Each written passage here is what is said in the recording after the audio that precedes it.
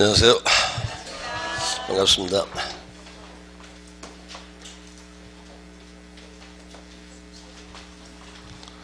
시험 볼러 며칠 남았죠? 178일 정도 안 남았는가? 178일 아니에요? 아마 그 정도 남았을 건데요.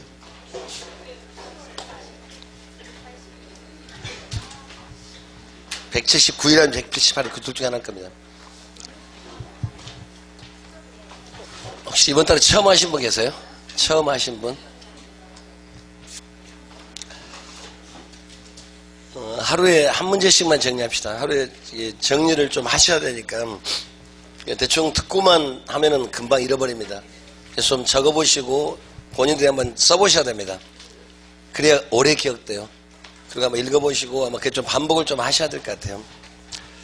지난번 모의고사는 조금 어려웠는데 아마 그런 식으로 나올 수도 있으니까 그 이상한 형식을 일부러 보여준 것도 많이 사실 의도적인 것도 사실 문제가 많이 있었고요. 좀 그렇습니다. 오늘은 처음부터 합시다. 저기 20페이지 부동산학 2에 거기서부터요. 그래서 총론에서는 잘 아시는 것처럼 문제가 2문제 아니면 3문제 나옵니다. 그래서 각 장마다 문제가 거의 고르게 나오는데 1편의 총론에서 보통 문제가 많으면 3문제, 과거에는 7문제까지 나온 적도 있었는데 그렇게는 많이 안 나오고 요즘에는 2개 아니면 3개 나옵니다. 그 2개, 3개를 찾기 위해서 딱 4가지 테마가 있는데 맨 처음에는 부동산학의 정의. 우리가 아시는 게 부동산학이기 때문에 부동산학이 뭔지 아마 요거는 좀 아실 필요가 있겠죠. 이게 첫 번째고요. 그 다음에 두 번째는 우리는 부동산학이기 때문에 부동산의 개념. 이게 부동산이 뭔지 좀 아셔야 되죠. 부동산학은 부동산을 연구하는 거기 때문에 그렇기 때문에 부동산이 뭔지 좀 아실 필요가 있겠죠. 그 다음에 세 번째, 이번엔 부동산 용어가 있습니다. 그 다음에 네 번째가 부동산 특성. 요 4개에서 보통 많으면 문제가 3문제, 적으면 2문제 나옵니다. 그 중에서도 네 번째 특성은 굉장히 중요하죠. 요거는 거의 안 빠집니다. 매회 아마 부동산 특성은 반드시 나옵니다. 부동산 특성은 여기서만 끝나는 것이 아니라 우리 교재 전반적으로 다 통과하기 때문에 조금 내용이 복잡해요. 그래서 맨 처음에 보시면은 거기 20페이지에 부동산의 개념에서 부동산학이 뭐냐 지금 그 얘기요. 가장 쉽게 말하면 부동산학에 대해서 부동산을 연구하는 학문입니다. 맞습니다. 근데 그 말은 이제 조금 더 풀어봐야 되겠죠. 그래서 부동산학이란 우리가 사람들이 살아가면서 우리가 필요한 게 수없이 많은데 역시 부동산이 모든 인간의 의식주를 다 결정하는 것 같아요. 그래서 우리 사람들이 살아가는데 모든 나라도 땅은 일단 넓고 봐야 되죠. 대한민국은 땅은 좋기 때문에 그리고 땅도 좁고 그 다음 두 번째는 자원도 사실 거의 없지 않습니까? 대한민국 땅에서 나는 모든 물건을 우리가 하나도 안 쓰고 다 팔아도 기름도 못 산다고 하대요. 그러니까 대한민국은 어쩔 수 없이 중개무역을 할 수밖에 없는 거죠. 가진 자원이 거의 없기 때문에. 그러면서 사람들이 부동산에 대해서 여러 가지 하는 것을 뭐라고 하냐면 이걸 부동산 활동이라고 합니다. 자, 부동산 활동. 물론 여기 부동산 활동에서는 땅을 뭐 사고 팔 수도 있고 집을 지을 수도 있고 도로 만들 수도 있고 여러 가지 활동을 합니다. 그런데 이런 활동을 과거 우리 조상들이 잘했을까요? 잘못했을까요? 잘 못했습니다. 사람들이 욕심 때문에 부동산을 마음대로 쓰다 보니까 여러 가지 안 좋은 문제. 그래서 인간과 부동산과 관계가 깨졌다고 이렇게 말합니다. 이걸 우리 뭐라고 하면은 부동산 문제라고 합니다. 사람들이 땅을 잘못 써가지고 여러 가지 생기는 게 전부 다 부동산 문제예요. 근데 부동산은 여러 가지 특성이 있지만 가장 절대적인 게 첫 번째는 부정성입니다. 만들 수 없죠. 움직일 수도 없죠. 만약에 땅을 만들 수 있는 방법이 있다면 인류 역사상 전쟁도 아마 거의 없어졌을 거예요. 근데 만들 수 없기 때문에. 그럼 해결하는 방법은 딱 한 가지밖에 없죠. 빼앗는 수밖에 없잖아요. 만들 수 없으니까. 어찌됐든 우리 인간들이 과거에 부동산에 대해서 여러 가지 활동을 했었는데 이런 활동을 과거에 잘 못하다 보니까 인간과 관계가 깨졌습니다. 그래서 그런 걸 뭐라 하면 부동산 문제라고 그래요. 그래서 거기 맨 첫 줄에 요 말부터 출발합니다. 맨 첫 줄에 보시면 부동산학이란 부동산과 인간관계를 개선하기 위해서 이 말이 첫 줄이 의미가요. 과거에 활동을 잘 못했기 때문에 그러면 앞으로는 어떻게 하면 되겠습니까? 활동을 보다 더 잘할 필요가 있겠죠. 그래가지고 그다음에 부동산과 인간관계를 서로 조화롭게 만들어서 결국 부동산 문제를 미연에 없애자. 여기에 부동산의 최종적인 목적입니다. 더 쉽게 말하면은 우리가 가지고 있는 부동산 자원은 한정되어 있는데 그 주체인 인간들이 땅을 과거에 잘못 써가지고 여러 가지 문제가 발생해서 골치 아픈 문제가 생겼으니까 앞으로 활동을 어떻게 하자고요? 잘하자. 잘해가지고 그런 문제를 미연에 방지하고 오랫동안 복되고 잘 먹고 잘 삽시다. 이걸 연구하는 게 바로 부동산의 주 목적입니다. 그럼 그 말이 좀 숨어있는 말은 결국은 어쩌니까 부동산학은 현실적인 부동산 문제를 해결하는 학문 맞죠. 그렇기 때문에 부동산학은 실천과학이고 우리가 실제 써먹는 응용과학입니다. 그런 과거의 문제가 잘못된 문제가 있었기 때문에 앞으로는 그런 문제를 만들지 말고 오랫동안 잘 삽시다 이 얘기죠. 그러니까 저기까지가 우리가 맨 첫 줄에 보시면 부동산학은 부동산 활동을 바람직하게 전개하기 위해서 알았어 빨리 가세요. 그렇기 때문에 과거에 바람직하게 못했었기 때문에 활동을 잘 못해가지고 인간과 부동산이 깨진 거죠. 그걸 뭐라고요? 부동산 문제가 나왔었어요. 그런데 부동산을 해결할 수 있는 방법은 그죠? 땅을 계속 만들 수만 있으면 해결 방법이 있을 건데 만들 수가 없어요. 어쩔 수 없이 우리는 지구상에서 주어진 땅 가지고 그대로 살아야 됩니다. 그럼 과거에 그런 문제 있었으니까 앞으로는 어떻게 하자고요? 이걸 활동을 보다 더 잘해가지고 그런 문제를 미연에 방지하고 오랫동안 잘 먹고 잘 삽시다. 좀 속된 표현이지만 이게 전체 목적이에요. 그래서 정의는 나라마다 학자들마다 전부 다 씁니다. 그래서 결국 부동산학의 정의는 부동산 활동을 주 대상으로 합니다. 그래서 부동산학은 활동을 잘하죠. 여기 다시만은 여기는 뭘 볼 건가? 부동산학은 부동산 활동을 주 대상으로. 그다음 활동을 잘한다는 얘기는 무슨 얘기냐? 여기는 능률화. 그게 보다 더 잘 써먹자. 능률적으로 하기 위해서.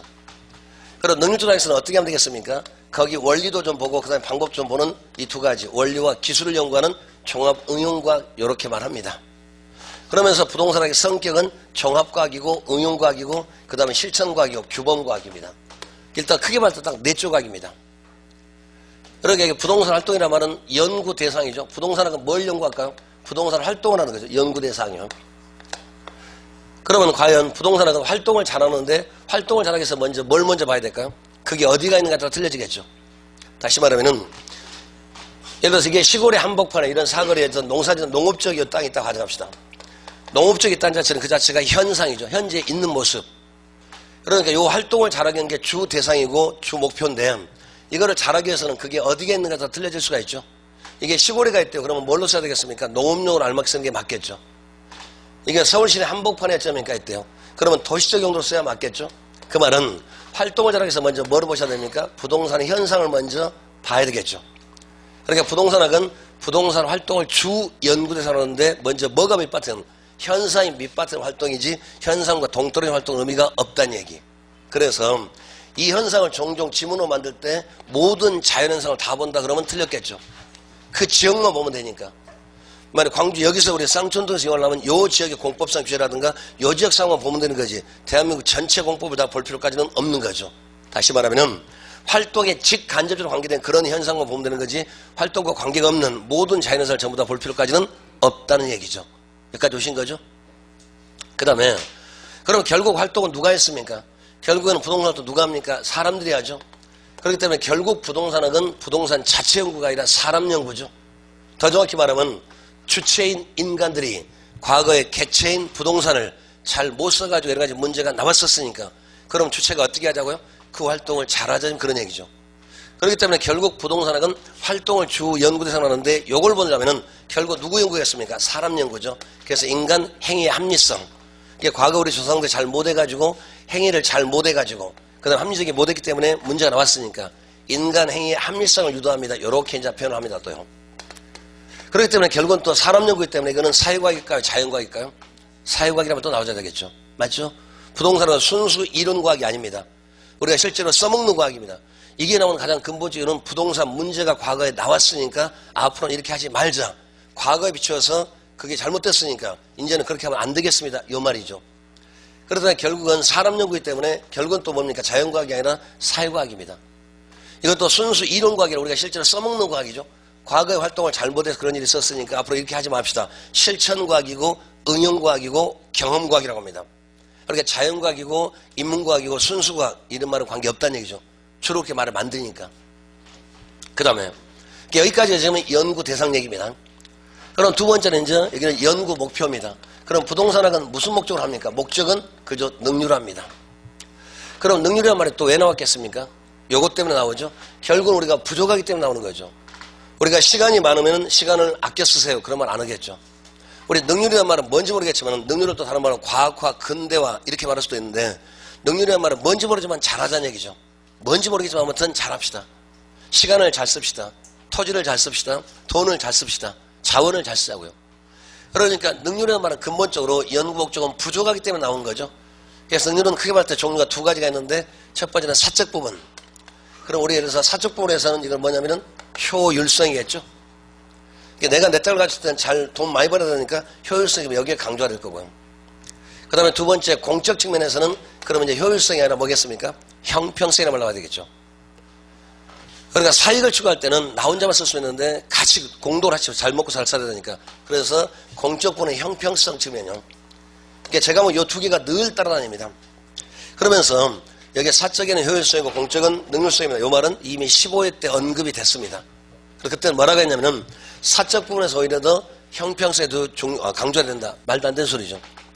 부동산은 왜 여기에 강조하냐면은 일반 동산은 대부분 이쪽입니다. 근데 부동산은 여기에 많습니다. 왜냐하면은 부동산은 사유재지만은 공공재 성격이 너무 강하죠. 다시 말해서 일반 동산은 내가 어떻게 쓰든 다른 사람한테 영향을 거의 안 미치는 거죠. 제가 한여름에 겨울옷을 입고 다니도 저만 덥지 옆 사람은 덥지 않습니다. 그죠? 다시 말하면은 일반 동산은 대부분 사익 위주가 많습니다. 근데 부동산은 요것도 있지만 요게 훨씬 더 강합니다. 이유는 다른 사람한테 영향을 미치기 때문에. 그래서 요 말을 지나면 어떻게 했냐면 요 세 번째 논리가 일반 경제하고 그다음에 사적 경제는 좀 부동산이 틀립니다. 일반 경제에서는 선시장 경제 후 국가. 그러니까 일반 경제는 언제든 선시장, 시장 자율에 맡기고 그 다음에 나중에 후 국가. 그리고 요건 무슨 말이냐면은 일반 경제는 언제든지 시장 자율에 맡긴다는 얘기죠. 그리고 나중에 국가가 그 잘못했을 때 개입을 하는 겁니다. 이건 왜 그럴까요? 시장에 맡기더라도 저절로 알아서 잘 이루어지니까. 다시 말하면은 일반 경제는 시장의 자율에 따라서 가격에 따라서 양이 늘고 줄고 저절로 다 이루어집니다. 그러니까 요 전제는 시장 자율에 맡긴다는 얘기는 시장에 맡겨두더라도 양과 질이 조정이 된다는 전제를 깔고 지금 얘기하는 거죠. 일반 동산에서는 가격이 오르고 떨어지면 양이 달라진 거 맞죠. 또 양이 너무 많아지고 적어지면 또 값이 떨어지는 거 맞죠. 그러면 저절로 알아서 어쩌니까 너무 비싸면 적게 쓸 거고 너무 비싸면 또 어쩌니까 싸면 또 적게 만들 수도 있고 저절로 시장에서 알아서 이루어진다는 얘기죠.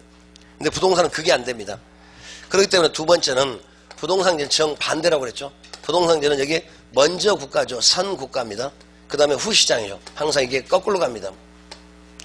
왜냐하면 먼저 국가가 먼저 하는 거죠. 왜 양쪽으로 제한됐고 또 일반 경제는 시장이 자율에 맡기는 것은 시장이 맡기더라도 해결된다는 얘기는 한 사람의 특정한 사람의 행동에 따라서 다른 사람의 영향을 거의 안 미친다는 뜻이에요. 그래서 부동산은 내가 어떻게 생각할 때 남한테 영향을 미칩니까? 안 미칩니까? 굉장히 많이 미칠 수가 있죠. 자기 집 옆에 초등학교 옆에 땅이 하나 있습니다. 그 땅을 예를 들어서 술집을 만들면 돈 많이 벌 것 같아요. 그러면 개인 입장에서는 그저 유흥시설을 만들면 좋겠죠. 근데 애들 바로 초등학교 옆에 있으니까 애들 교육상 좋을까 나쁠까요? 그러면 안 된다는 얘기죠. 그러니까 일반 경제 논리가 정반대로 가기 때문에 이런 논리. 그러니까 일반 경제는 대부분 사익의 자율에 맡기는 것이 거의 보편적입니다. 근데 부동산은 요걸 맡고는 어쩌니까 안 돼요. 그래서 국가가 항상 먼저 개입을 하고 너도 중요하지만은 옆 사람도 중요하다. 이런 논리가 숨어 있는 거죠. 의미가. 그런데 요 다음에 이제 벗어난 걸 또 하나 기억을 하시자고요. 그래서 일반적으로 사적 부분의 효율성이고 공적은 형평성 맞습니다. 너무나 뻔한 얘기요. 여기까지 시험에 이미 나왔기 때문에. 그러면 사적에서는 우리 예를 들어서 여기는 용도 지역지구제. 그럼 용도 지역지구제는 분명히 공법상 규제 맞죠? 용도 지역지구에는 우리 공법에서 특정 지역을 특정한 용도로 정해놓고 특정 용도 이해는 이용할 수 있는 규제는 공법상의 규제 맞죠? 근데 여기는 효율성이 더 먼저입니다. 분명한 사실은 용도 지역주는 부의 외부 효과를 없애고 외부 불경제를 없애가지고 주변에 어울리게 잘 써먹자 지금 이런 얘기니까. 그래서 용도 지역주는 분명히 공법상 규제면 이쪽이 먼저가 아니라 항상 여기가 더 먼저 효율성이고 유용성을 높이는 문제. 거꾸로 간다는 얘기입니다. 그러나 여기까지 먼저 나왔기 때문에 그 다음에 이제 지문 나오면 이런 게 나오지 않을까 지금 예상해서 말씀드린 거죠. 그 다음에 공적 부분에서는 여기는 우리 TDR 제도요. 개발권 이전 제도라는 게 있죠. 여기 TDR 제도는 분명히 사적 공중권 이용 방안입니다. 그렇지만은 사적 공중 이용 방안이지만 이거는 손실 보상이지 그저 개발 촉진 목적이 아니거든요. 그렇기 때문에 TDR 제도는 효율성을 높이는 것이 아니라 형평성을 높이는 여기에 관점이 들어있습니다. 정반대이기 때문에 좀 기억을 하실 필요가 있고요. 그 다음에 그럼 능률조사에서는 어떻게 하면 되겠습니까? 이번에는 원리와 기술이란 말은 이건 연구 범위입니다. 어디까지 볼 겁니까? 그러니까 부동산은 주로 뭘 대상으로 합니다? 활동을 주 대상으로 합니다. 그 다음에 목적은 능률합니다. 그러면 범위는 어디까지? 이론도 좀 보고 실무도 좀 봐라. 그런 얘기. 그래서 이 원리를 우리 뭐라 합니까? 과학성이나 말하고 기술을 우리 기술성 실무 짬밥 얘기. 글을 쓰려고요. 그래서 여기서 이제 원리라고 하는 말은 여기 원리는 우리 사람으로 따지면 머리 얘기죠. 그 다음 기술은 손, 발 얘기입니다. 그래서 여기 원리란 말은 과학성형. 그러니까 제 과목에서 과학성이란 말은 사이언스 그런 과학이 아니라 체계화된 지식, 이론적 측면을 얘기합니다. 원리고 여기는 이론입니다. 그렇다면은 여기 실무는요. 이때 실무하면 여기는 기술성이고 여기는 그죠? 기술성, 과학성이 아니라 기술성형. 여기는 아마 기술성 이렇게 말할 거고요. 그러니까 짬밥 여기는 과학성이라 말을 쓰는 거고요. 그래서 여기는 그러면 실무죠. 또는 아니면 경험이죠. 우리가 중개업은 대부분 다 기술성이 더 먼저 강조되는 거죠. 물론 과학성, 이론적 측면이 없는 건 아니지만 대부분 요거 아닌가? 우리가 중개업을 오래 하다 보면 딱 들어오는 사람 얼굴만 보고도 저 사람은 살 사람 같다. 저 사람은 간 보는 고객이다. 저 사람은 정탐으로 왔다. 금방 아실 수가 있죠. 그렇듯이 대부분 우리 중개활동은 여기가 많이 강조되는 건 맞죠. 그러니까 처음에는 좀 잘 안 되더라도 여러 번 이제 남들 앞에서 브리핑을 해보면 브리핑도 아마 잘 하실 겁니다. 딱 사람 보면 이제 말을 해보면 금방 나올 거니까. 두 가지를 동시에 갔습니다. 그래서 이론적 측면도 있고 실무적 측면도 있습니다. 근데 대부분 이쪽이 더 많이 강조가 될 겁니다. 그런데 그 중에서도 원리적 측면을 더 많이 강조하는 게 또 있죠. 대부분 중개활동은 기술성이고 실무 짬밥인데 그 중에서도 우리가 입지선정이라는 말은 장소 정하는 거죠. 요 입지선정은 기술성이 아니라 과학성이 훨씬 더 중요하죠. 왜 한 번 정하면 옮기기가 어려우니까 결정의 비가역성 때문에. 그 다음에 부동산 정책활동은 실무적 측면이 없다는 소리는 아니지만 과학성이 먼저요. 우리 부동산 정책. 그러니까 요 두 가지 입지선정하고 부동산 정책은 기술성이 없다는 소리가 아니라 기술성보다는 이론적 측면 과학성이 더 먼저 돼야 됩니다. 왜 그러냐면은 한 번 장소를 정하고 한 번 정책을 정했습니다. 그러면 다시 원상복귀가 될까요? 안 될까요? 안 된다는 얘기요. 그래서 그거를 지난번에 이렇게 표현했습니다. 여기 지금 이렇게 산 있는 여기다가 댐을 막았습니다. 자, 댐을 막고 나서 심각한 환경 오염, 생태계 파괴 문제가 생깁니다. 그럼 저 댐 없으면 원상복귀 되는 거죠? 안 되잖아요. 그러니까 정책을 실시하기 전에 미리서부터 A안, B안, D안 뒤쪽도 결과 효과도 한번 예상을 해보고 그 다음에 정책을 결정을 내리는 거죠. 그렇기 때문에 이런 것들은 한 번 결정하면 원상복귀 안 되는 것을 결정의 비가역성이라고 하죠. 비가역성. 한 번 결정을 내리면 다시 안입이자 가역, 원상태로 돌아갈 수가 없다는 얘기죠. 그렇기 때문에 부동산 정책하고 입지선정은 기술성이 없다는 소리가 아니라 과학성이 훨씬 더 중요한 파트라는 뜻이죠. 그런데 우리 중개업 같은 거 기술성이 훨씬 더 많이 강조되죠. 우리 예를 들어서 평가하는 것도 사실 기술성 많이 강조됩니다. 평가를 여러 번 해보시면 딱 보는 순간 알죠. 이게 얼마 금방 나오겠죠. 근데 보통 처음 하는 사람은 그걸 잘 안 나올 수도 있죠. 지난번에 제 친구 얘기했습니다. 이 강의실 들어와가지고 측량을 오랫동안 한 사람 딱 한 바퀴 삥 돌아보면 몇 평 딱 떨어질 겁니다. 여러 번 해봤으니까 금방 아마 나올 거예요. 저 같은 사람은 차를 줘도 재도 몇 평인지 얼른 안 나옵니다. 여러 번 해본 사람 금방 아실 거 아닙니까? 이런 식으로. 두 가지 성격이 있는데 입지 선정하고 부동산 정책은 기술성보다는 과학성이 더 먼저. 이유는 결정의 비가역성 때문에.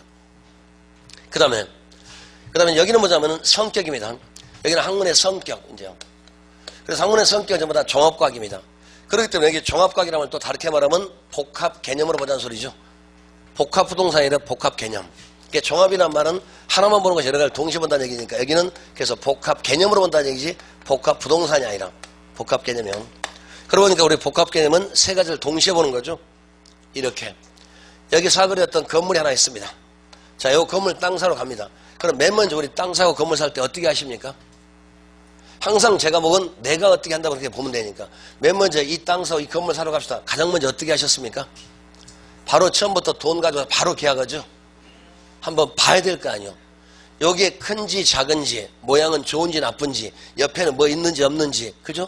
내가 원하는 평수가 되는지 길다란지 정사각형인지 삼각형인지 봐야 되겠죠. 그걸 뭐라고요? 기술성. 그러니까 제가 보기에서 언제든지 기술적 측면은 항상 뭡니까? 기술적은 유형적 측면이죠. 그러니까 이 기술적이라는 말을 제가 뭘 정의를 내자면은 여기서 기술하면 테크놀로지 그런 기술이 아니라 눈으로 보고 느끼고 만질 수 있는 유형적 측면을 전부 다 기술적이라고 하죠. 물론 요 안에 들어가면 이제 물리적 측면이 있고 기능적 측면이 있죠.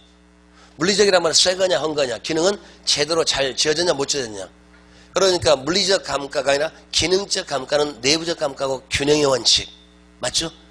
그러니까 내부적 감가란 말은 건물 제대로 쓸만하게 지어라. 그러니까 너무 커도 안 되고 작아도 안 되고 있을 거 없을 거 구성요소 잘 갖춰서 적당히 잘 지어라. 그게 바로 내부적 균형이죠. 너무 건물이 커도 어쩌니까 좀 쓸모없을 수도 있고 너무 작아도 쓸모가 없을 거니까 적절하게 지어라. 그러니까 물리적이라면 항상 언제든지 시간 얘기입니다. 언제든지 제가 보기에서 물리적이라면 항상 시간. 첫 번째는 이제 물리적이라면 언제든지 시간 얘기입니다. 시간하고 밀접하죠. 그렇기 때문에 저 뒤로 가자면 이제 물리적 내용 요소도 있고 물리적 하자도 있고 물리적 감가 요인도 있고 여러 가지 나오겠죠. 언제든지 물리적이라면 항상 시간 얘기. 그러니까 새 거는 물리적 감가가 없을 거고 신규 건물은 물리적 하자가 없겠죠. 오래된 건물이 하자가 있을 거니까. 맞죠? 그게 안 된다면 화장이 안 먹는 게 물리적 하자입니다. 화장이 잘 안 먹는 게 물리적 감가 요인이죠. 맞죠? 그 다음에 두 번째는 기능적. 그러면 이제 기능적이란 말은 이거는 시간이 아니라 뭐겠습니까? 제대로 구성되는가? 적당히 지어졌는가?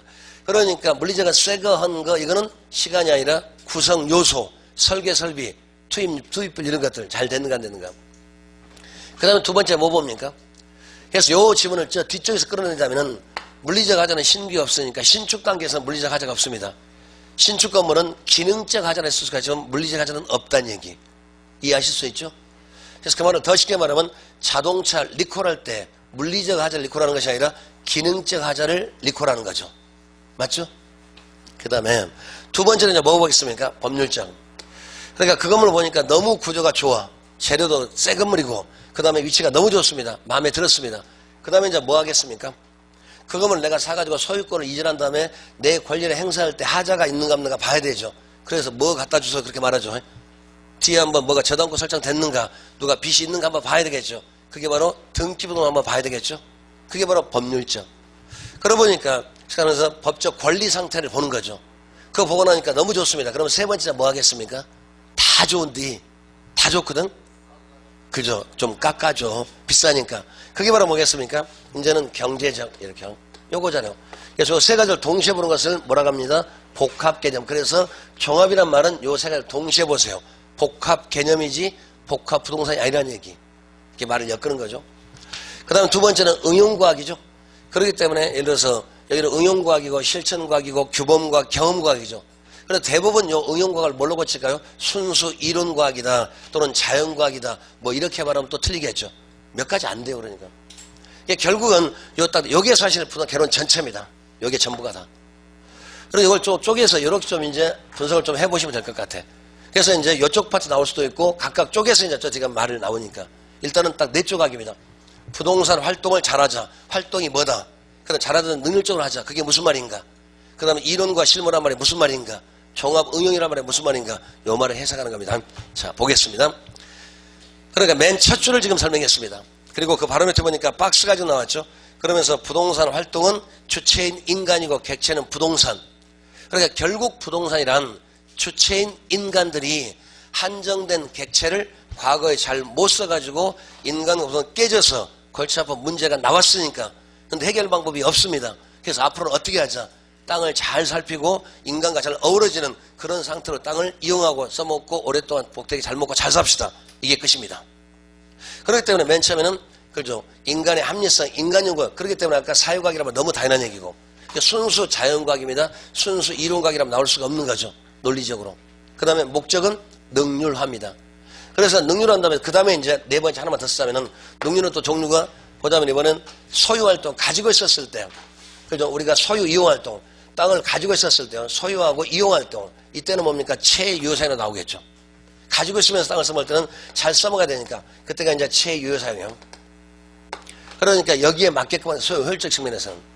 그 다음에 두 번째는 거래활동. 우리 사고 팔 때는 어떻게 하겠습니까? 사고 팔 때는 남 등치면 안 되겠죠. 그래서 거래질서 안전이란 말 나오는 거죠.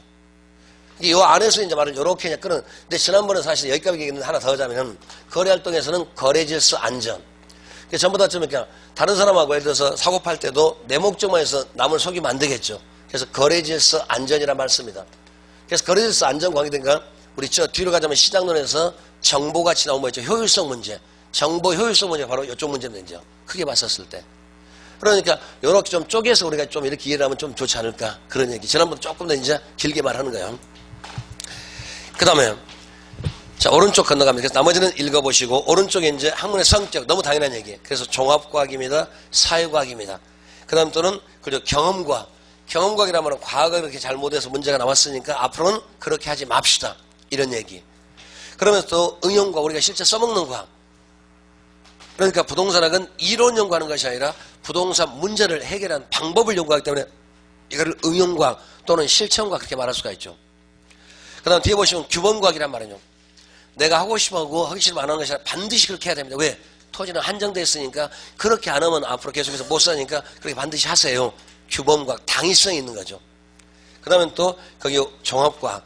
그래서 종합이란 말은 한꺼번에 여러 가지 동시에 보자. 그래서 복합 개념으로 보자. 말을 만들자면은. 부동산은 종합과학 성질을 갖는데 복합 부동산으로 보는 것이 아니라 복합 개념으로 봐야 되겠죠. 여기까지 연결된 거죠. 그 다음에 이제 3대 측면, 거기 3대 측면이 바로 뭡니까? 세 가지. 그래서 오른쪽 박스에 보자면 3대 측면은 기술적 측면, 경제적 측면, 법률적 측면. 그래서 기술적 측면에서는 거기 또 보시면은 유형적 얘기 나오죠. 눈으로 보고 느끼고 만질 수 있는 것. 이게 우리 바로 뒤로 넘어가면 이제 기술적은 자연이고 공간이고 위치고 환경이고 이런 말 나오겠죠. 저 뒤쪽으로 이제 개념 넘어갈 때는. 뒤에서 그런 말 나오고요. 그 다음에 경제적 얘기하면 전부 다 돈 얘기 나오겠죠. 그러면서 사회음악, 심리학 뭐 이런 것들 나오네요. 그러면 심리적 거리 나오고 뭐 경영 뭐 또 그런 학문들 복합적으로. 그 다음에 법률적 측면에서는 계약관계, 업무관계, 대업무관계, 계약관리 이런 거 나오겠죠. 그리고 일단 복합 개념이라는 세 가지를 동시에 봅니다. 기술적 측면, 경제, 법률 세 가지를 동시에 보자. 이런 얘기고. 그 박스 바로 밑에 몇 가지 예를 들어서 했는데 이거는 지금 외우지 맙시다. 시험 끝나고 잠 안 오면 외우기요. 거기 보시면은 기술적 측면에 보면은 뭐뭐 나왔습니까? 뭐 토목 나오고 지질 나오고 지역분해라 뭐 쭉 나와 설계 시공 구조 나왔죠. 이거는 지금 외우시면 좀 재미없으니까 시험 끝나고 잠 안 올 때 부지런히 한번 생각해 보시자고요.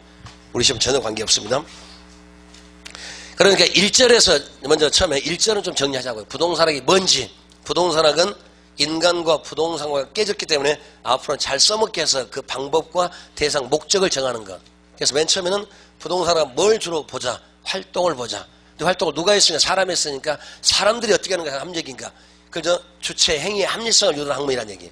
과거에 사람들이 어쩌니까 잘못 써가지고 이 사람들이 잘못 써서 이런 문제 나왔었으니까 이제 어떻게 하자고요? 잘 써. 이렇게 만들자는 얘기. 왜? 이렇게 해서 해결 방법이 있으니까 없습니까? 여기 잘못됐을 때 부동산 문제 나왔습니다. 그럼 해결 방법이 있습니까? 없습니까? 없으니까. 만약 해결 방법이 있었더라면 바람직하게 하자 그런 말 또 안 나올 거 아닙니까? 해결 방법이 없으니까 어쩔 수 없이 우리는 그렇게 할 수밖에 없는 거죠. 그러니까 부동산학은 내가 써먹고 싶은 써먹는 것이 아니라 반드시 시켜야 되죠. 그래서 아까 규범과 꼭 그렇게 해야 됩니다. 딱 제한됐으니까.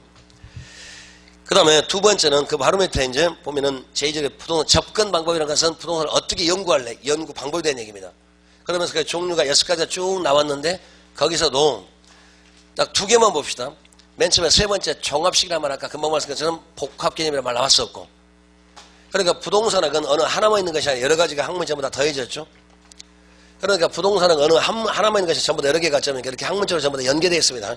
요래 있었을 때 여기 전체 이렇게 묶어서 이게 부동산학인데 부동산학 안에는 경제학 파트 있을까 없을까요? 들어있습니다. 또는 행정학 파트 또는 법학 파트 있을까 없을까요? 있을 거고 또는 해서 지리학 파트 있을 거고 또 여러 가지 점이니까 또 행정학도 있을 거고 또는 도시공학도 있을 거고요. 여러 가지 파트가 있는데 요 전체를 다 보는 것이 아니라 우리는 경제학 안에서도 부동산과 관계된 것만 얘기해 다른 건 얘기하지 않습니다. 그런데 결국은 이때 경제학은 이걸 연구하는 것이 아니라 부동산에 써먹기 위해서 경제가 필요하니까 그 파트만 연구하는 거죠. 그러니까 모든 걸 다 알 필요는 없잖아요. 전부 다 이렇게 인접함을 전부 다 묶어서 하나의 학문적 시스템 체계를 구성했대. 그러니까 좋게 말하면 종합과학이고 나쁘게 말하면 짬뽕입니다. 더 나쁘게 말하면 잡탕입니다. 여러 가지 전부 다 강의를 끌어왔기 때문에. 그러니까 법은 어쩌니까 오랜 역사를 가지고 있죠. 거의 몇천 년, 수천 년 역사를 가지고 있으니까. 우리나라 법도 그저 고조선 시대 때부터 법이 나오죠. 혹시 그 한서질 이제 8조근법이라고 옛날에 국사에 배우신 거 있죠. 8조근법 3개가 있잖아요.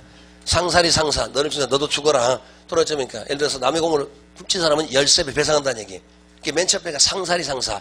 남을 죽인 사람 너도 죽어라 그런 얘기니까. 그리고 그때 당시 아마 지금으로 따지면 살인이라는 행위가 많이 있었던 모양이죠. 그래서 그걸 만들어놨을 거 아니에요. 그 다음 두 번째는 남의 곡식을 훔친 사람은 13배 배상을 한다. 그런 규정이 있어요. 요즘 같으면 절도죄가 많이 썼던 모양이죠. 그래서 그걸 못하게 만든 얘기예요. 그런 식으로.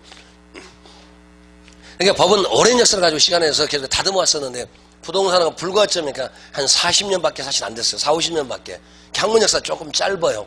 그런데도 학문의 체계를 만들 수 있는 것은 종합식 접근 방법 때문에 그러했다는 얘기가 이미 시험에 나왔었고 그 다음에 요즘은 그럼 주로 뭘 하냐? 오른쪽에 의사결정. 결국 부동산은 뭘 합니까? 사람, 인간 행위의 합리성을 유도한다고 그랬으니까. 그러니까 거기 6가지 어떤 연구 방법 쭉 나왔는데 굳이 지문으로 나올 수 있는 것은 3번하고 6번 둘 중에 하나밖에 없습니다. 그러니까 3번 같은 지문이 나와도 너무 당연한 얘기고 6번은 몇 마디만. 의사결정이라는 말은 요거죠. 인간이 합리적인 의사결정을 하기 위해서 인간이란 말하고 합리성이란 말하고 이윤추구 딱 3마디입니다. 그러니까 결국 부동산은 누가 합니까? 부동산 누가 합니까? 사람이 했던 거죠. 근데 과거에 사람들이 잘 못돼서 여러 가지 문제 나왔으니까 이제는 인간의 합리성을 유도하고 자기 목적으로 하면서 합리적인 전제를 가져가고 하는 게 바로 의사결정 방법. 그래서 거기서도 다른 말 다 빼고 합리적 의사결정, 그 다음에 뒤에 보면 인간, 그 다음에 이윤 극대화 요 정도만.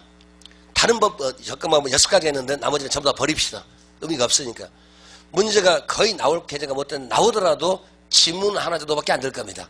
그래서 의사결정이란 인간을 대상으로 하고 인간의 합리적 존재를 전제로 가정하고 왜? 과거에 잘 못 써서 여러 문제가 나왔기 때문에 이제는 잘 써먹게 해서 인간의 합리적 의사결정을 존중한다 했으니까 합리성을 전제로 하고 인간이란 말하고 그 다음에 자기 목적에 따라 하니까 이윤 추구, 이윤 극대화 요 말까지만 딱 3마디만. 그래서 의사결정 방법은 사람이다, 합리성이다, 이윤 추구 딱 3마디만 기억합시다. 나머지 필요 없습니다. 그 다음에 이번에 연구대상 연구 분야란 말은 무슨 말입니까? 이제 어디로 갔습니까? 요거하고 요 2가지 얘기했다 그 얘기죠. 연구대상은 뭐한다? 활동과 현상이다. 분야는 어디다? 이론과 실무다. 그 지금 3절 얘기가 3절 제목 자체가. 그래서 보시면 부동산 연구 분야는 결정 분야가 있고 그 다음에 결정 지원 분야, 기초 분야. 자 그러면은 이번에 또 보겠습니까? 여기 원리 요거는 뭡니까? 여기는 이론 분야입니다. 그래서 여기 보니까 이론 파트요. 그 다음에 기술은 어쩌니까 실무적 파트. 그래서 이쪽 실무적 파트를 간 게 결정 분야와 결정 지원 분야가 있죠. 그러니까 여기서 결정 분야란 말은 무슨 결정이니까 뭐 할 건지 말 건지 의사결정, 투자할 건지 말 건지 개발할 건지 말 건지 금융, 돈 어떻게 빌릴 건지. 근데 결정 분야 보니까 우리가 이제 다음 페이지에 박스로 3개가 써져 있죠. 이것도 애우지 맙시다. 의미 없습니다. 예를 들어서 우리 시험에서 다음 중 부동산의 결정 분야에 속하는 것을 이렇게 안 물어보니까 이건 옛날부터 다 노출된 문제. 요즘 그런 거 묻지도 않습니다. 그 다음에 결정 지원 분야란 말은요. 결정 분야가 있고 그다음 2번째 결정 지원 분야. 그러니까 결정 분야라면 내가 의사결정을 하는 겁니다. 할 건지 말 건지. 그런데 그런 결정을 할 때 어쩌면 내가 잘 모를 수도 있죠. 그럴 때 결정을 지원을 받는 분야요. 그러니까 결정 지원 분야 딱 한마디로 말하면 전문가 자격증 분야죠. 제가 거기다 예를 들어 돈을 빌리고 싶어요. 아니면 투자를 하고 싶어요. 아니면 개발하고 싶어요. 근데 그 개발을 의사결정을 하고 있는데 잘 모르겠으니까 전문가한테 조언을 구하는가. 여기를 개발하는데 건물 지는데 공법상 규제가 있는지 봐야 될 거 아닙니까? 그 다음 용도를 어떤 걸로 할 건지 상담도 받아봐야 되겠죠. 그러니까 오른쪽에 결정 지원 분야는 종류가 몇 가지 나왔는데 그것도 암기가 아니라 결정을 하는데 도움을 주는 일종의 그죠 컨설터 파트요. 또는 남한테 도움을 주고 의사결정하는데 올바르게 하게끔 하는 그런 전문가 파트고 자격증 파트죠. 그러니까 평가도 한번 받아봐야 되고 상담도 받아봐야 되고 그 다음에 법적 규제라든가 이런 거 모두 좀 봐야 되겠죠. 그래서 오른쪽에 또 파트가 4가지가 나와 있죠. 보니까 부동산 평가 상담 또 보자면은 부동산 관리 또 마케팅 이런 것들. 자 그걸 개발했습니다. 그럼 마케팅을 어떻게 하는 게 좋을 건지 마케팅 전문가 물어봐야 되겠죠. 관리를 맡길 때 내가 직접 관리가 좋은지 남한테 맡기는 게 좋은지 어떤 방식이 좋은지 이거 또 물어봐야 되겠죠. 이런 건 전부 다 전문가 파트고 우리식으로 말하면 자격증 파트예요. 굳이 애우실 필요 없습니다. 그 다음에 그 2가지 파트는 실무적 파트고 밑에 6시간 밑에 있는 것은 기초 이론 분야. 요거는 과학성이죠. 그러면 결국 부동산 활동을 잘하게 요 2개가 같이 어우러져야 될까 따로 떨어져야 될까요? 둘이 같이. 그래야 맞지 않아요. 우리 중개업을 하시더라도 이론 측면을 잘 알고 있으면 말이 잘 나오겠죠. 그 지역이 어떤 지역이고 앞으로 뭐가 될 거다. 이론 측면을 무장이 됐으면 훨씬 더 중개가 잘 되지 않을까요? 그냥 말로 하는 것보다는 좀 이론도 풀어주고. 맞죠? 남 있고 땅 사. 그 말보다는 요 땅의 가치가 지금 얼마인데 나중에 어떻게 될 것 같고 그 다음에 그걸 뭘 하면은 뭐가 되고 만약에 용도도 뭘로 하면 좋을 거고 또 돈을 빌릴 때도 그 땅값이 100억인데 그냥 100억을 빌리는 것보다는 은행 임대를 어떻게 받고 어떤 식으로 해서 빌리는가 이런 방법을 잘 말해주는 게 좋지 않을까요? 그래야 훨씬 더 합리성이 있을 거 아닙니까? 맞죠? 그래서 제 과목은 그러니까 다른 과목 좀 틀린 것은 이론 파트가 좀 많이 있는 건 맞잖아요. 약간 논리적인 파트가 많으니까. 그러니까 실무적 파트에서는 사실은 잘 사람들이 못 써먹는 경우가 많죠. 근데 요 과목 잘 써먹으시면 나중에 큰 돈 법니다. 사실은요. 다른 과목은 제 과목은 중에서 사실 따는 것도 문제지만 실제 행동에 옮겼을 때 이게 상당히 이론이 무장되어 있으면 참 말이 좀 쉬워질 겁니다. 사람을 설득을 할 때, 더 쉽게 말해 꼬실 때 어떻게 꼬셔야 됩니까? 돈으로 꼬셔야 될 거 아닙니까? 근데 그러니까 투자 파트가 중요할까 안 중요할까요? 돈으로 꼬셔가서 마음을 동하기는 그게 제일 중요한 거 아닌가요? 저 너무 속물 같은 얘기를 했네요. 돈 빼고 하실 얘기 많이 있으시죠? 솔직한 얘기합시다. 돈이 관계되지. 모든 사람들 분쟁도 있습니까? 나라와 나라에서 분쟁도, 개인과의 분쟁도 전부 다 그 골자는 뭐가 다 숨어 있습니까? 결국은 다 돈 아닌가요? 그러니까 지금 나라도 됩니까? 10억 달러 줘, 못 주겠다. 지금도 벌써 돈 문제 아닌가요? 가져가라고 그래. 아니요. 한번 가져가라고 그러면, 아이, 또 뭘 왜 그래. 그게 아니고 나올 거니까.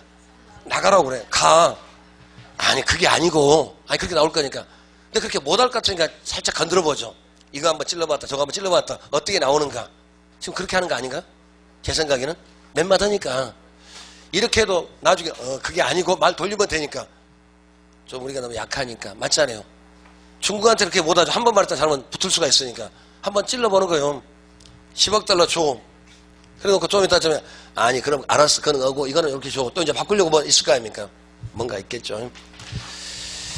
그래서 거기, 그 다음에는, 그래서 결정 분야, 결정 지원 분야. 결정 분야와 결정 지원 분야는, 거기는, 그죠. 기술성 파트고, 기초 분야는 이론 분야. 됐죠? 두 개가 동시에 어우러져야 된다. 그 다음에 연구 대상은 또 뭐였습니까? 또 연구 대상 이쪽으로 왔네요. 그러니까 연구 대상 뭐합니까? 요거하고 요 두 개 합니다. 결국은 요쪽 말했다가 요쪽 말했다가 여기를 계속 왔다 갔다 하면서 이렇게 말을 지금 하고 있는 순서가 지금요. 결국 딱 네 조각입니다. 뭘 주로 봅니까? 목적이 뭡니까? 어떻게 범위는 어디까지 볼까요? 성격은 뭡니까? 딱 네 가지. 뭘 주로 봅니다? 활동을 주로 봅니다. 활동은 누구입니다? 사람입니다. 결국 사람들 어떻게 하면 잘하겠는가? 그 행동 양식과 미래 가치를 따져서 어떻게 주체가 행동하는 게 좋겠냐, 합리적이냐, 그걸 따지는 게 연구 대상이고 사람 연구. 맞죠? 목적은 뭐다? 그래서 어떻게 하자고? 그저 능률적으로 하자. 능률이 무슨 말로 또 이제 풀어가는 거고. 그 다음 범위는 어디까지? 이론도 좀 보고 실무도 보자. 그래서 성격은 어떻다? 종합이다, 응용이다. 우리가 써먹는 과학이다. 이게 사실 전부잖아요. 요 한마디가. 그래서 보시면 먼저 부동산 활동, 부동산 현상 나왔습니다. 근데 거기서도 또 지문을 만들자면 아까 현상이란 말은 모든 현상이 아니다. 왜 그러면 이 현상을 연구합니까? 여기를 지금 쓰는데 왜 이 주변을 볼까요? 이거 잘 써먹으려고. 맞죠? 그러면 그 현상과 직접적 간접적으로 영향을 미치는 현상만 보는 거지 모든 현상 다 본다면 또 말이 안 될 거 아닙니까? 맞죠? 만일에 우리 간단하게요. 여기다 건물을 좀 짓고 싶습니다. 예를 들어서 20층짜리 임대용 사무실용 건물을 짓고 싶어요. 그러면 요 동네 공법상 규제가 있는지 없는지 용적률 얼마인지 그것만 따지면 되지 옆 동네까지는 보실 필요 없는 거죠. 맞죠? 왜? 옆 동네는 나하고 관계가 없는데 요걸 그러면 왜 주변 환경을 따졌습니까? 요 건물을 써먹을 때 요거 하려고. 근데 요거 할 때 뭔가 제재가 있는가 없는가 보기 위해서 현상 보는 거 아닌가? 그죠? 그러니까 부동산 활동을 주 대상으로 하는데 활동을 잘하기 위해서 그렇습니까? 현상이 뒷받치는 활동이 현상과 동떨어진 활동은 안 될 거니까. 그러면 그 활동에 영향을 미치는 현상만 보고 그 효과만 이제 보는 거지 옆 동네까지 전국 전체를 다 볼 필요는 없다는 얘기죠. 말뜻이. 맞죠? 그 다음에 그래서 오른쪽 한번 읽어보시고 그 다음에 이제 부동산 활동에서는 그래서 부동산 활동이라면 아까 뭐라고 했습니까? 이때 활동이란 말은 인간이 부동산에서는 모든 일을 전부 다 뭐라고 합니다? 활동이라고 합니다. 그 활동이 땅을 사고 팔 수도 여러 가지 활동이 있을 거니까. 자, 넘어갑니다.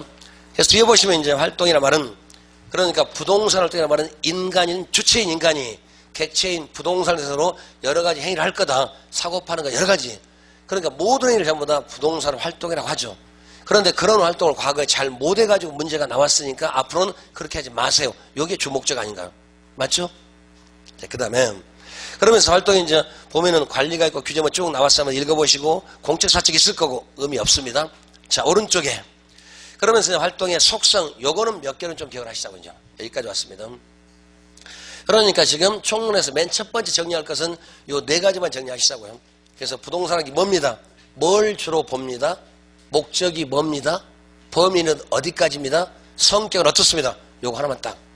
사실 요게 지금 말은 좀 간단하지만 굉장히 광범위 내용을 지금 말하고 있으니까 요게 개론 전체를 지금 다 말하고 있어요. 사실은요. 전반이 다 들어가 있으니까. 요놈을 조금 읽어보시고 한번 써보시고 그걸 읽어보시면서 이게 머릿속에 조금 그림이 그려지면 참 좋습니다. 근데 처음에는 요게 잘 안 그려지잖아요. 사실은요. 그래서 좀 한번 해보시고요. 그 다음에 활동 속성에서는 과학성, 기술성 당연하죠. 부동산은 또 과학성 있고 기술성이 또 있는 거 또 얘기 나왔네요. 과학성과 기술성을 갖습니다. 맞죠? 과학성은 아까 이론적 측면 우리 사람으로 따지면 머리 얘기죠. 컴퓨터로 따지면 CPU겠죠. 어떤 중앙통제소 같은 이런 것들 전부 다요. 컨트롤 타워 얘기겠죠. 그 다음에 기술성 같으면 실무 짬밥 얘기. 그러니까 손, 발. 그러니까 과학성에서 지혜라고 한다면 기술성은 재치가 되겠죠. 구제자면은. 그러니까 기술성은 우리가 반복 속도라고 손끝에 이기는 어떤 능숙도. 그러니까 여기 기술성은 테크놀로지 그런 기술이 아니라 스킬 얘기겠죠. 여러 번 해보면 그만큼 뭔가 스킬이 생기잖아요. 똑같아 가더라도.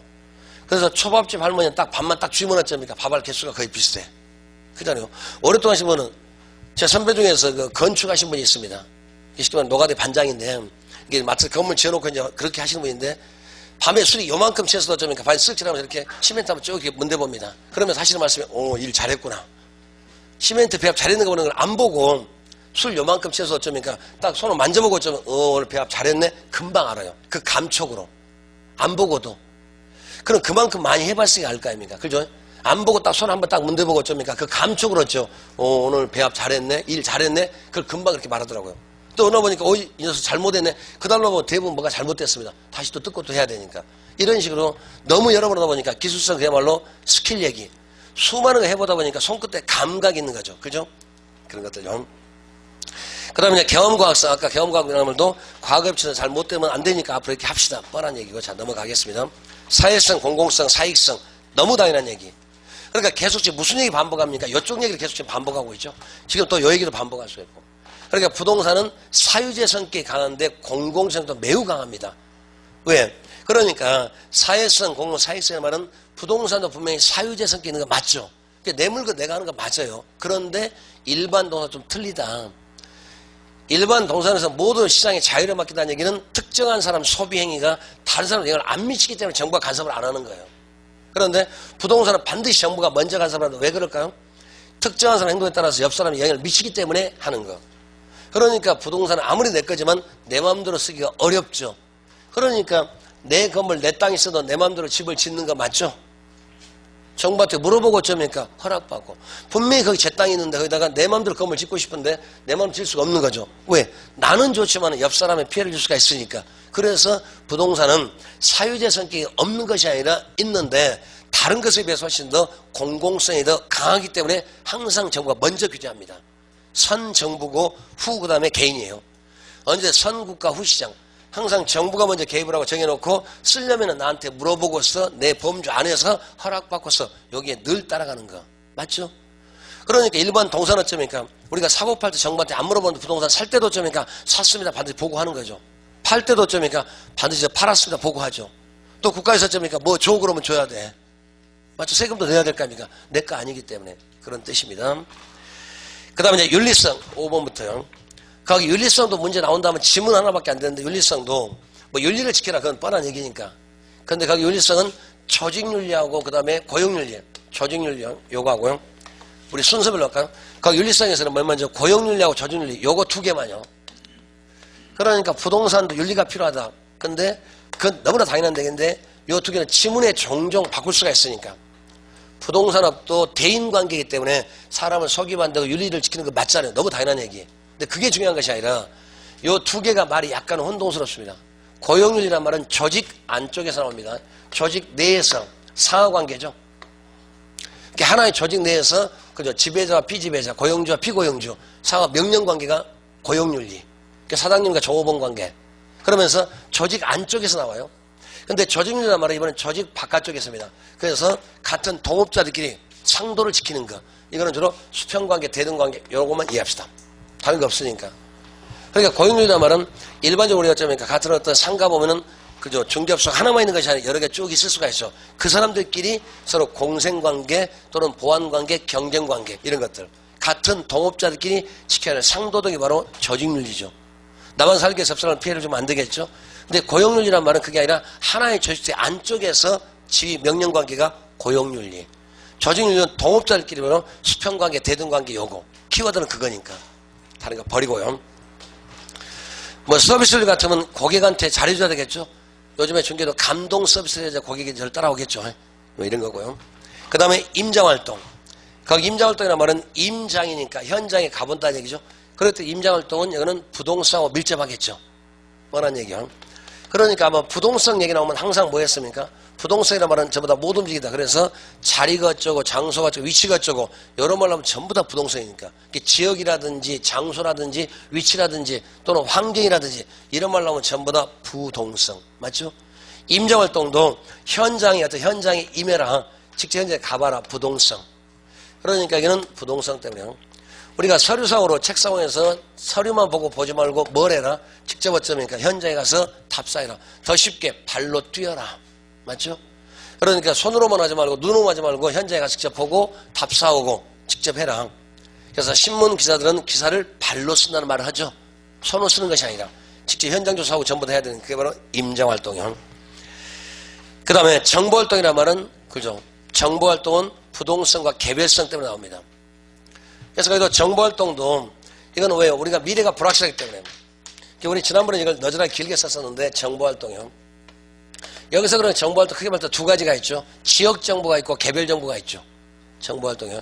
그래서 지역정보는 뭐래요? 부동성 때문에. 개별정보는 그죠? 개별성 때문에. 그러니까 지역분석에서도 부동성 필요하고 개별분석에서는 개별성 필요하다는 얘기. 제가 뒤쪽 비교했었을 때. 그러니까 정보란 말은 뭔가 우리가 의사결정할 때 하나하나 사실들을 전부 다 정보라고 말하죠. 그럼 정보가 왜 필요하겠습니까? 미래가 불확실하니까 필요하죠. 여기 미래가 정확히 딱 떨어지면 정보가 필요가 없는 거죠. 미래 불확실성. 미래 불확실성 때문에 우리가 활동을 잘 못하기 때문에 활동을 잘 하려고. 그래서 어쨌든 정보란 말은 하나하나 결정할 때 사실인데 우리가 미래를 정확히 모르기 때문에 정보가 필요한 거죠. 그래서 지난번에 그렇게 말했습니다. 우리나라하고 일본이 1년마다 한 번씩 축구 국가대항전 정기전을 벌입니다. 그럼 별로 정보가 필요 없습니다. 왜? 늘 여러 번 해봤으니까. 근데 이번에 신생국가 아프리카 어떤 대표팀하고 우리 처음으로 어쩌니까 월드컵 같은 국제대회에서 지금 맞붙었대요. 그럴 때 한 번도 게임을 안 해봤으니까 그 사람들 내용을 잘 알아요? 몰라요? 모르잖아요. 모르기 때문에 그러면 이기려고 하니까 결국 정보가 필요한 것은 그 게임에서 이기고 승리하려고 하는 게 정보가 필요한 거 아닌가. 질려면 정보가 필요 없는 거죠.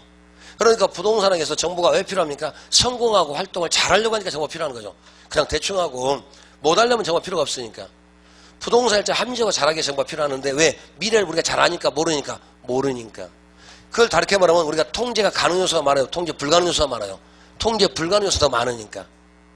안 쓰고 말로만 하니까 조금 또 껄끄러운 느낌이 들죠. 그래서 첫 번째 정보활동은 미래 불확실성. 그러니까 정확히 말하자면 부동산 활동의 합리성이요. 결국은 어쩌니까 우리가 부동산 활동을 잘하려는 거, 이 활동을 어쩌니까 잘하려고 정보가 필요한 거죠. 활동의 합리성. 결국은 어쩌면 우리가 땅 사고 집 살 때쯤에 그 집 잘 사서 돈 되게 만들려고 하니까 정보가 필요한 거 아닌가? 우리 주식 하실 때 정보 필요한 거 맞죠? 왜 정보를 필요하죠? 안 까먹으려고. 맞잖아요. 그게 결정의 합리성. 우리가 땅 사고 집 살 때 왜 그 땅을 잘 봐야 됩니까? 그 땅 사는 중에 돈 벌려고. 그게 결정의 합리성, 활동의 합리성. 맞죠? 근데 이런 합리성을 잘 우리가 못하는 이유가 어쩌기 때문에 미래가 불확실하니까. 그럼 그만큼 어쩌면 미래 불확실성이요. 미래가 어쩌니까 불확실하기 때문에 그만큼 정보가 더 필요한 거 아닐까요? 미래가 확실하면 정보가 필요 없잖아요. 훤히 알고 있으니까. 이것 때문에 합리성이 떨어지니까. 맞죠? 그럼 미래 불확실성은 또 왜 생겼을까요? 통제 불가능이 많기 때문에. 우리가 내 마음대로 할 수가 있어요, 없어요? 없기 때문에. 통제 불가능이요. 그러니까 통제가 가능하게 필요가 없을 건데 통제 불가능하기 때문에요. 통제 불가능이에요. 여기 어쩌면 전부 다 많아가지고. 그런데 이제 통제 불가능은 지금부터 어디서 나올까? 부동산 특성 때문에 나온다는 얘기.